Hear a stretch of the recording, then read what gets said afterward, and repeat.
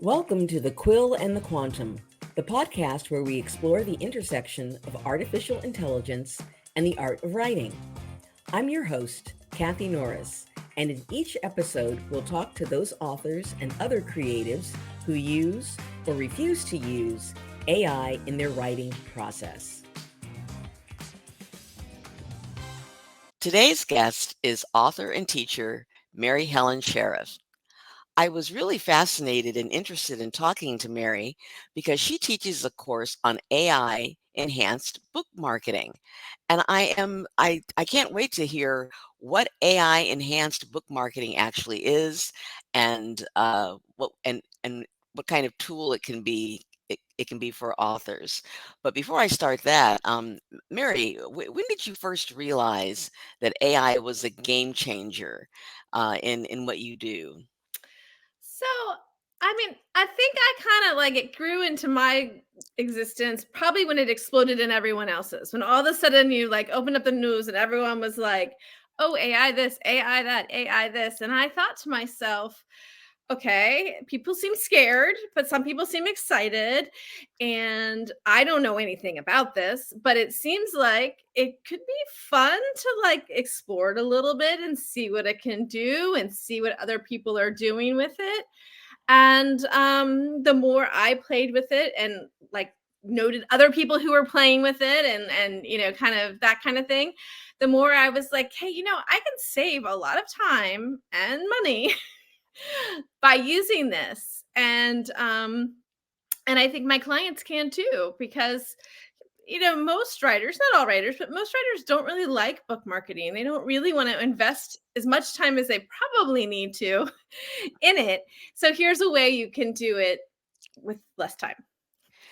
Well, I think you've hit the nail on the head. I think for many authors, and I'm speaking specifically about myself, the work is in producing the work. And Mhm. then you realize when you're talking to agents and publishers, they want to know about your social media presence. They want to know about your marketing experience. This is an entirely different skill set than what you bring to Yeah. the table as an author. And I'm sure that's something you've realized too. Yeah, definitely. Before I wrote a book or became a published author, I was a teacher. I wasn't a marketer. I didn't have a background in that. And when I signed my publishing contract for my first book, I thought, oh my gosh, this has been a lifetime dream, and I want this book to do really well, and I don't know what I'm doing. um, so I happened to be in a space where I was able to take a leave of absence from my job and spend that year before my book came out learning how to market and starting to build a platform so that when the book came out, it could explode. Mind you, the book came out in October of 2020. So, plans Oh, went wow. awry. but that also was a lesson in and of itself, right? You make a marketing plan and then you have to pivot the entire thing because, well, the world's Because not. life. Yeah, that's how life is, and that's how marketing plans never quite go the way they're supposed to, but that was a big whammy. But I learned so much through that process, and actually found that I like marketing, which again, most authors don't, but I discovered that I in fact do think it's fun and interesting, and kind of got into helping some friends with it, and sort of launched a little side business coaching people, authors, on how to market their books. Well, you are talking to the right group of people. Give me a sense of there's book marketing and there's AI enhanced book marketing. What Mhm. is the difference between the two? So, book marketing is going to be far more comprehensive. You can't do everything with AI, Hmm. right? But AI is a tool that you could use to market your book. You could use it to do some of the copy for yourself, do some of the graphics. You could use it to organize yourself, to find keywords, to target your audience better. Um, Things like that. You can use it to do it better, to do it faster. Um, you're not going to remove human effort entirely by any stretch of the imagination, but it is a tool that can help. And so you said, I get the sense that you learned this through trial and error, sort of feeling your way through it, but you've produced this book, Launchpad, or I should say I want to be very specific. You said you were the co-editor of the book Launchpad, The Countdown to Marketing Your Book, and there's a workbook that goes with it. So I'm sort of intrigued about Well, what's they going on with the actually were workbook. produced, separately. They happened to come out around the same time. It wasn't necessarily on purpose, but I do think they actually go quite well hand in hand. But the workbook talks is more like, like worksheets and stuff to help you organize your thoughts and to kind of make sure you're covering all your bases. And Mhm. then the book provides information on strategies for book marketing. And it's each chapter is written by a different author who my co-editor Grace Salmon and I reached out to, who were experts. We had noticed in the field were really good at a specific thing. So we got, for example, Annie McDonald, who is an author and a book reviewer, and she kind of started as a book reviewer and has a book review website and group and all this stuff. Um, and so she wrote about book reviews and how authors can get more book reviews. And she's been on both sides of the fence to understand what book reviewers are looking for and that sort of thing. So it's kind of a neat, it was a neat project because I got to like tap into so many resources that were out there and other people's experience and brains. Now, you say you teach a course in this, and is it something that our listeners could participate in, or I have or done is it it? at like writing events. So I haven't done it like as a sell all alone by myself, but I did it as part of there was a AI day through Women in Publishing, and they had like a little summit, and five different people did presentations there. I did it, I've done it a couple different places. To through groups. I haven't just offered it as a course on the whole. If some of your listeners are super interested and I had enough people, I'd be happy to put something together. Um, so I guess I'll just throw out there. You're welcome to email me. I could keep a list and do something like that. But it isn't something that like you can go to my website and sign up for at the moment. Well, this is what I love about this point in time in the implementation and the acceptance of AI. We're all feeling our way, and because I'm no AI expert, what I am is a writer who is curious about these tools. Aside from things like grammar check, grammar and spelling check, and Sure. just trying to be efficient in the use of my time with this new skill set that apparently I'm going to need in addition to my ability to sit down and churn out, 10 pages a week. I'm fascinated. We're all experts in that way. What was the if you could give one example of a use of AI in marketing, what would that be? So, one thing that I know I find very difficult to do, and I think from talking to author friends, many authors find it very difficult to do, is write a back of the book description. It is Yes. really hard to consolidate your thoughts and everything that you have going on in your book into something that's short and catchy. Yes. You can do a prompt on like ChatGPT and say, write me a back of a book description, X number of words, and then here's an outline of the book. Or here's like a really rough description, like that's not beautifully written, that's kind of vague, whatever. And it will do that. And a lot of times it writes really good ones. You could ask it to write four different ones and like pick and choose the pieces you like of both. And or sometimes it's just almost like it does the pre-writing for you. Like even That's if you don't like the final product, it will like be like, oh, but I could use that structure. Oh, but I could change this sentence to that. And that would be so much, it can get your brain going. I totally agree. I think AI has become my antidote to writer's block. When I sit down and I just simply can't, squeezing the words out, it's just not coming.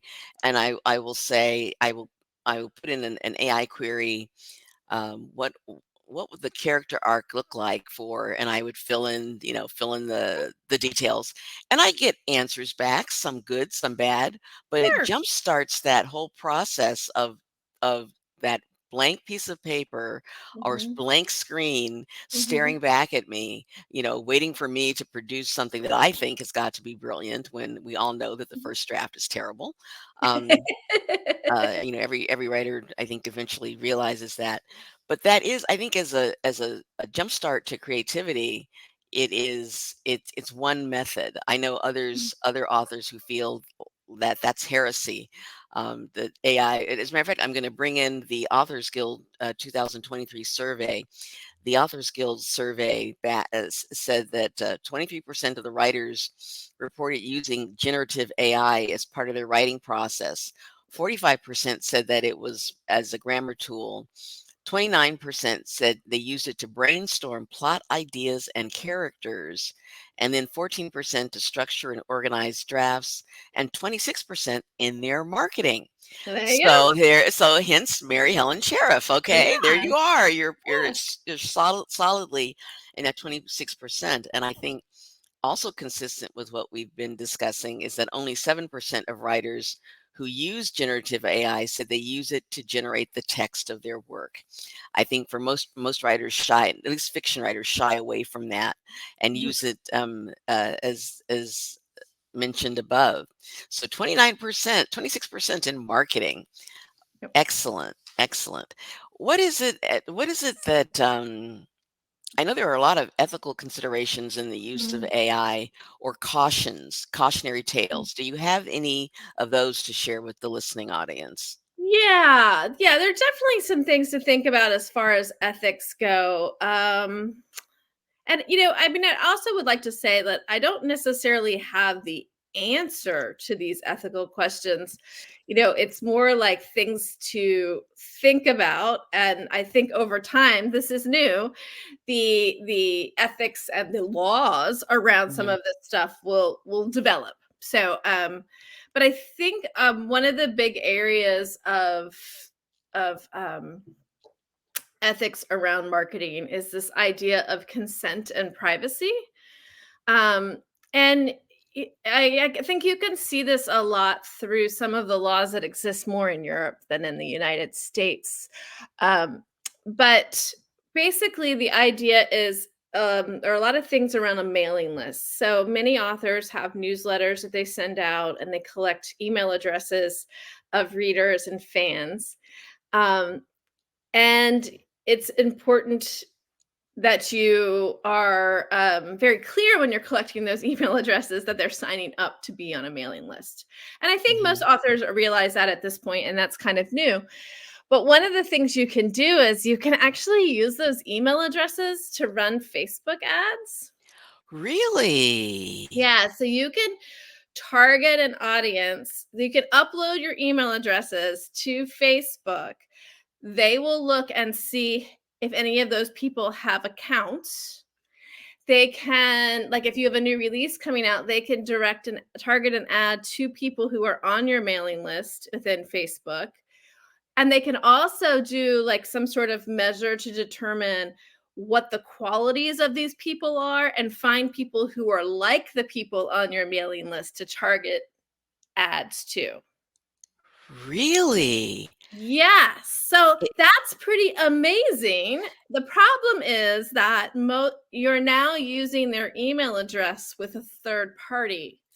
And you may or may not have gotten permission to do that when they signed up for your mailing list. You probably didn't even think that you might be able to do this and request that. Um, and then, some people would argue that while you are uploading them to Facebook, you're using them for your own purposes. You're not selling them to a third party. Facebook's terms and agreements say that they're not doing anything with your mailing list except things for you. A lot of people don't trust Facebook. So, so there's where the ethical things come in. You're saying, hey, I'm not selling this to a third party. Facebook says they're not going to do anything with this list. They already have these people, probably already have accounts. Probably, 80 to 90% of them already have accounts. You're not really providing Facebook with probably much information of anything new. So if you trust Facebook's policy, then you're probably okay to do that.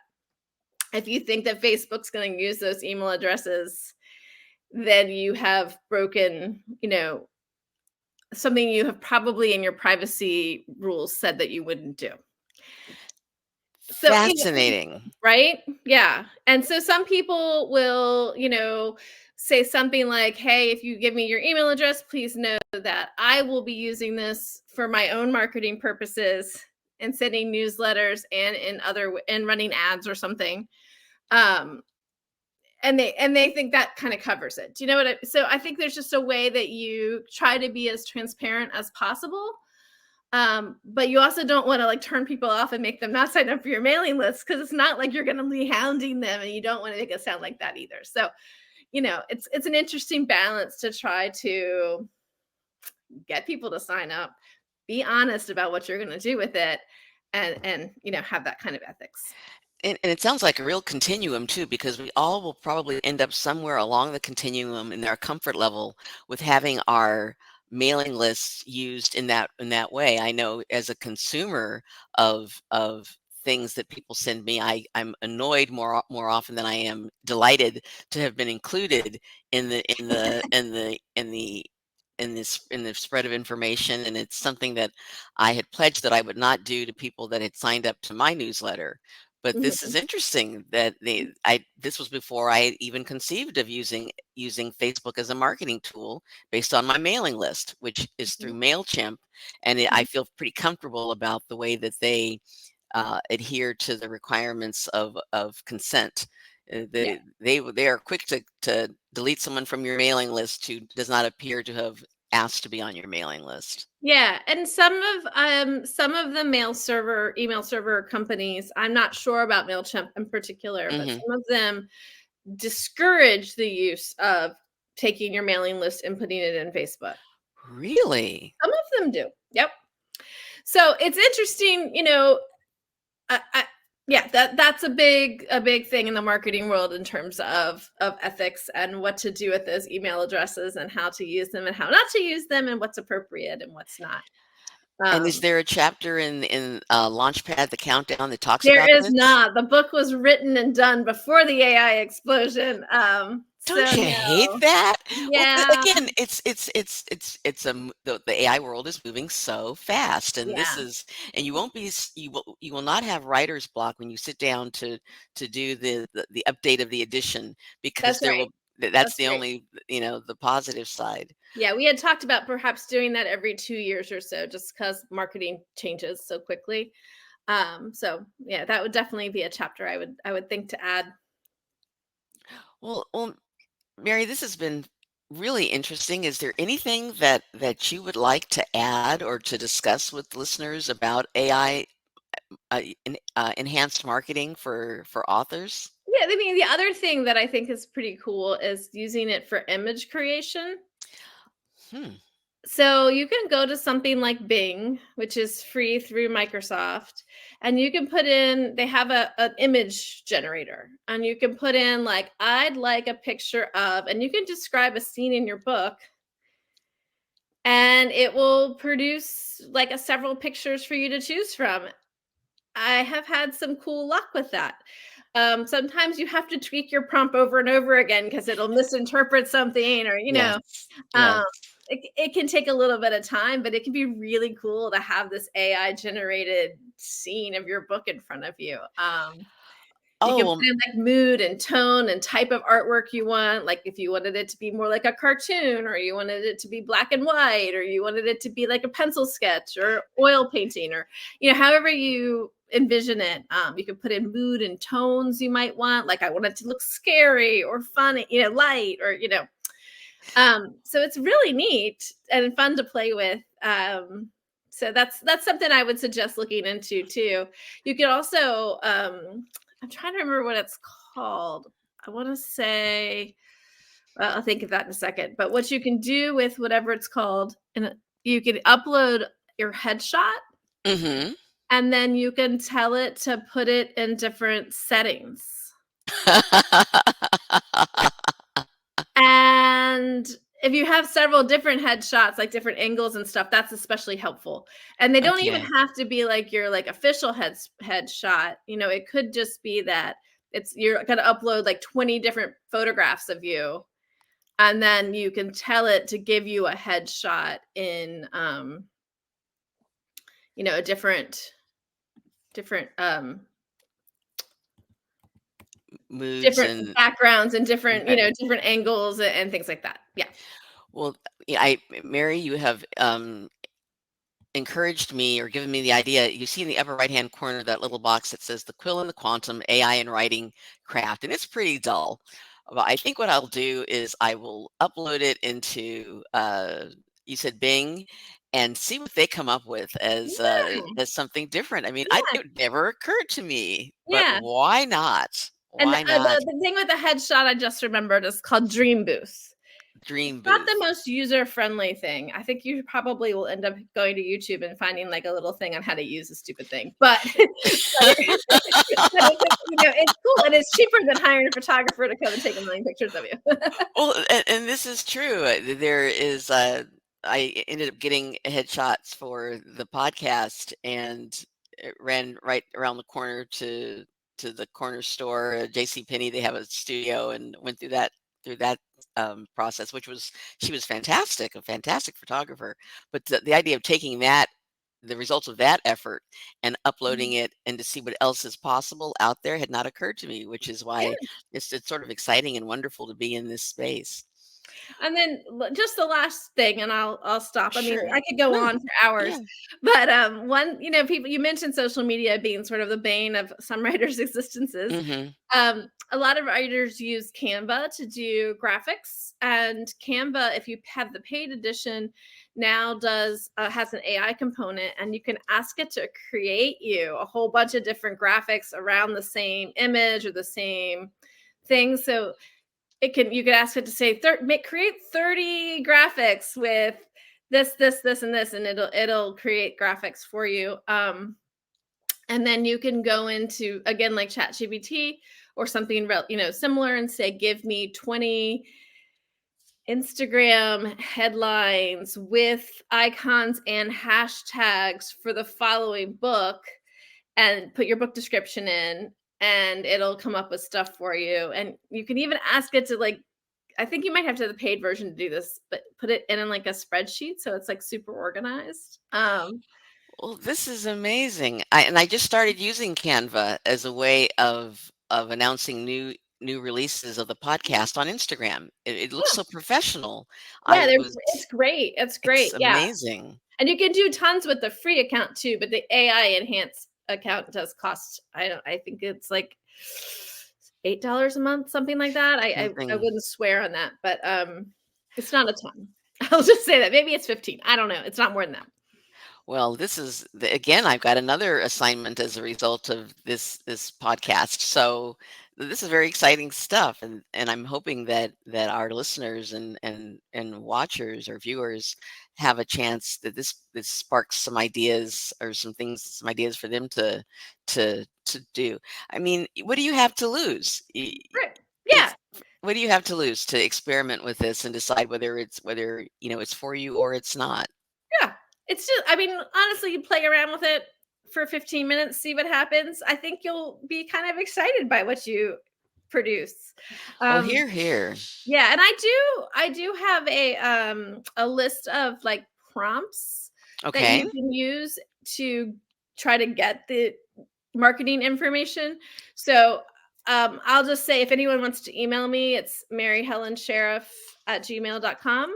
So that's Mary Helen Sheriff. Sheriff, Sheriff, just like on your name tag here on the screen Yeah. Yep. at gmail.com. Yeah, and I can send you a list of marketing prompts to use with um, to try to do some marketing with it, just to play around and see what you get.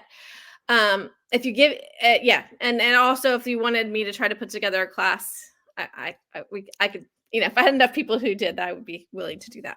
Well, I would definitely take that class. So I'm going to send in my email for sure. Mary, this has been fantastic. I love your energy and enthusiasm for trying something new, and it's so very easy sometimes to just back away, uh, it, myself included. But it there are times when you take the risk and it's worth it. Yeah, So thank you yeah. very much. Thank you very, Thank very you. much. Thanks for having me. All right.